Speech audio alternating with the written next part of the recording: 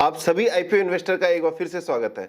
आप सभी से एक मैंने प्रॉमिस किया था कि लिंक्ड एफडी के बारे में आपसे डिटेल में बात करूंगा, तो आइए आज हम उसी बारे में बात करते हैं। ये काफी इंटरेस्टिंग टॉपिक है और साथ में यदि आप आईपीओ इन्वेस्टर हैं तो आपके लिए बहुत अच्छा और मनी मेकिंग वीडियो रहने वाला है, तो इसे बिल्कुल मिस मत कीजिएगा। एक बार ध्यान रखिएगा कि यदि आप ये वीडियो देख रहे हैं तो 1.5x में देखने की जरूरत नहीं है, या उस समय मत देखिए जिस समय आप बिजी हो, जिस समय आप दिमाग से फ्री हो उसी समय देखिएगा। तो आइए हम चलते हैं, बात करते हैं लिंक्ड एफडी के बारे में।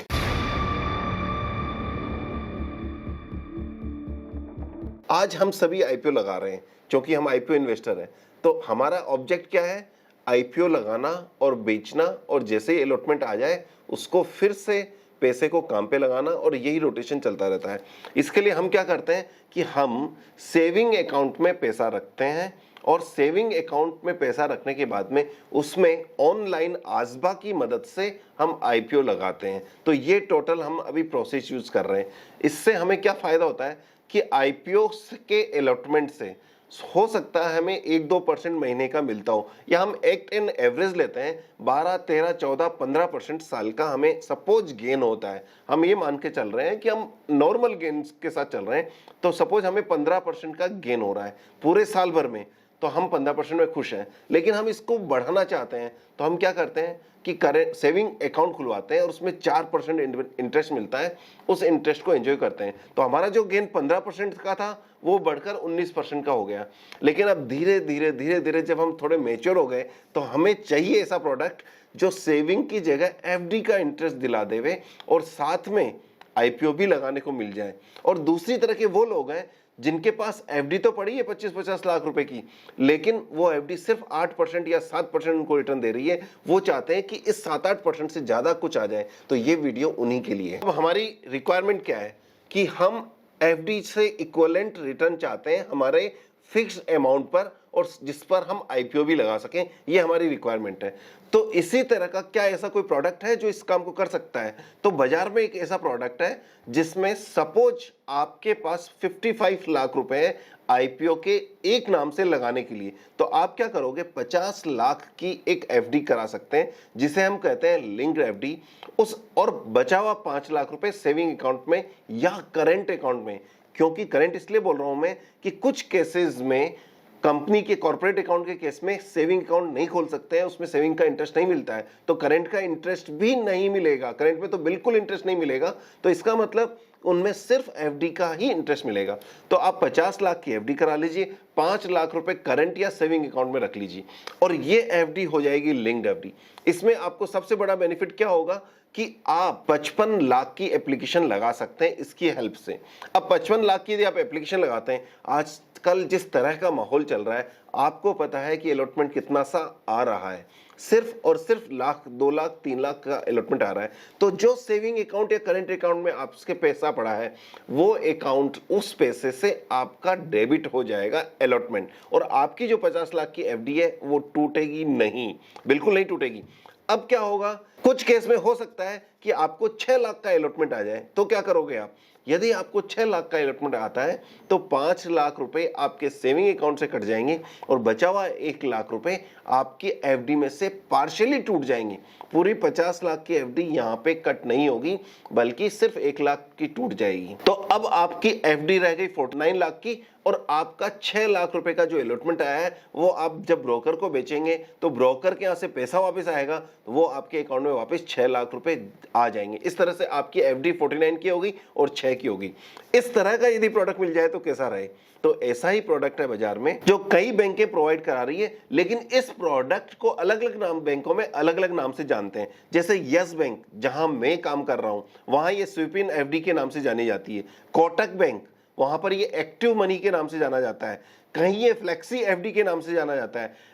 आईसीआईसीआई बैंक में सबसे पहले ये इंट्रोड्यूस किया गया था, तो वहां लिंक एफडी के नाम से जाना जाता था, इसीलिए जनरली ये लिंक्ड एफडी के नाम से ज्यादा फेमस है। सब बैंकों ने अलग अलग नाम कर रखा है, लेकिन मोस्टली सभी बैंकों में ये प्रोडक्ट है। तो आपका जो भी बैंक हो उनसे आप कांटेक्ट कीजिए इस प्रोडक्ट के बारे में। लेकिन यहाँ एक ट्रिक और एक ध्यान देने वाली बात है, जब भी आप आपकी बैंक में इस प्रोडक्ट के बारे में बात करेंगे तो बैंक आपको स्वीप इन एफडी की बात करेगी। मैं बात कर रहा हूं लिंक्ड एफडी की, जो आईसीआईसीआई का प्रोडक्ट है।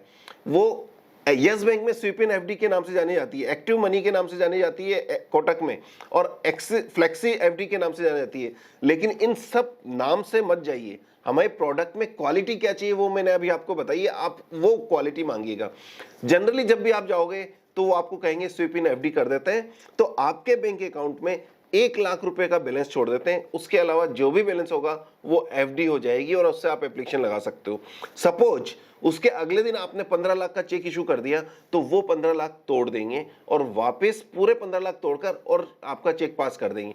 यदि किसी कारण से आपके बैंक अकाउंट में आपने 15 लाख तोड़ने की जगह 15 लाख डाल दिए गए, तो अगेन वो 15 लाख की एफडी उठा के एफडी कर देंगे। हमें इस प्रोडक्ट में नहीं जाना है। इस प्रोडक्ट में प्रॉब्लम क्या है कि यदि जब भी 1 लाख से ऊपर आपके बैंक अकाउंट में बैलेंस होगा, वो 5000 के टुकड़ों में एफडी कर देगी या एफडी तोड़ देगी जब भी रिक्वायरमेंट होगी।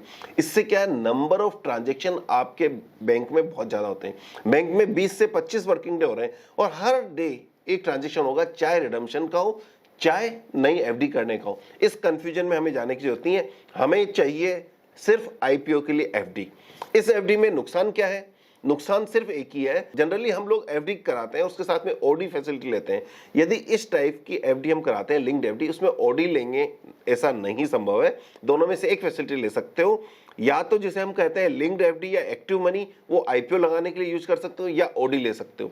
यदि आपको इस एफडी में से पार्शियली कुछ पैसा विड्रॉ करना हो तो आप उसको नॉर्मली विड्रॉ कर सकते हो, चाहे 2, 5, 10 लाख रुपए हो, लेकिन ओडी नहीं ली जा सकती है। यदि जल्दी विड्रॉ कर लेते हैं, वहां पे रेट ऑफ इंटरेस्ट क्या मिलेगा? रेट ऑफ इंटरेस्ट वही मिलेगा जो वहां पर स्लैब में लिखा होगा। सपोज आपने एफडी 55 डे में विड्रॉ की और फिर 45 से 60 डे का विड्रॉ के केस में 45 से 6 डे की एफडी का क्या प्राइस था, उसी के अकॉर्डिंग आपको इंटरेस्ट रेट मिलेगा।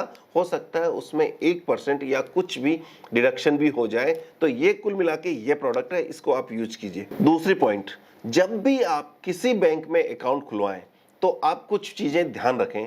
एक तो ये प्रोडक्ट होना चाहिए, नंबर दूसरी बात, उसमें कुछ चीजें ध्यान रखें। नंबर 1 कि आपकी बैंक कम से कम 3 बजे तक आसबा ले रही हो, उसी बैंक में अकाउंट खोलें।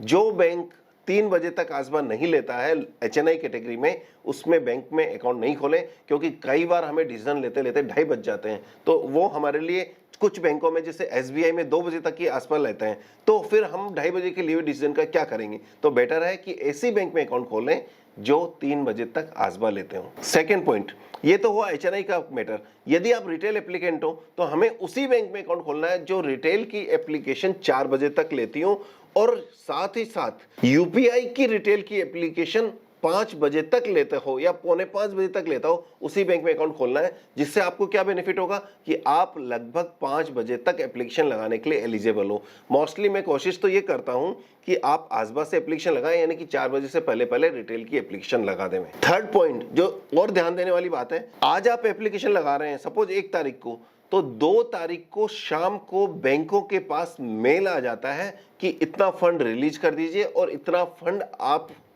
का अलॉटमेंट का डेबिट कर लीजिए। शाम को कितने बजे आता है? जनरली 7-8 बजे बाद में आता है। तो ऐसे केस में बैंक, जब आपने 1 तारीख को एप्लीकेशन लगाया, 2 तारीख को शाम को रात में उसके पास अलॉटमेंट आ गया है या इंटीमेशन आ गई है कि इतना रिफंड कर दो, वो 3 तारीख को आपका फंड रिलीज करती है।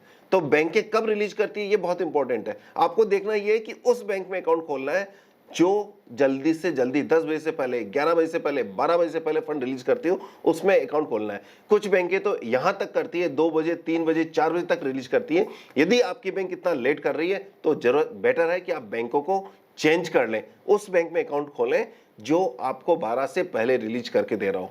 और कुछ बैंक, यानी कि 1-2 बैंक ऐसी भी है जिसने स्पेशल अरेंजमेंट कर रखा है कि रात में यदि उसके पास 10 बजे भी मेल आता है, सेकेंड डे की बात कर रहा हूं, 1 तारीख को एप्लीकेशन लगी, 2 तारीख को रात में यदि 10 बजे भी मेल आता है तो उसको रात में ही फंड को रिलीज कर देती है। जी हां, आरबीएल बैंक इसी कैटेगरी में आता है।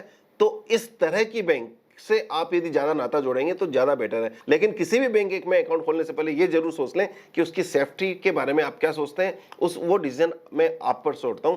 लेकिन हमें ऐसी बैंक वालों को ये प्रेशर करना है कि जब आपके पास रात में 10 बजे मेल आता है तो किसी स्टाफ की ड्यूटी करिए और सोचिए कितनी बड़ी एफडी आपने करार की है, कितने बड़ा सेविंग अकाउंट में पैसा रखते हो। ये फैसिलिटी मुझे चाहिए कि रात में एक आदमी आपका हो जो रात में 10-11 बजे भी इस फंड को रिलीज करके देवे। यदि ऐसा कर पाएंगे तो आपका और हमारा सभी का भला होगा। मैं ये काम 2 बैंकों से कर रहा हूं, नंबर 1 यस बैंक और नंबर दूसरा आरबीएल बैंक। इन दोनों के आरएम के नंबर मैं नीचे दे रहा हूं। यदि आपको यस बैंक या आरबीएल बैंक में अकाउंट खोलना है या इस तरह की कोई भी बात करनी है तो आप इनसे बात करते हैं, या इनके प्रोडक्ट के बारे में जानकारी लेनी हो तो आप एक बार बात कर सकते हैं। इन दोनों बैंक्स में मेरा कोई टाई अप नहीं है, बस ये आपकी फैसिलिटीज के लिए मैं उनकी परमिशन से आपको ये नंबर दे रहा हूं।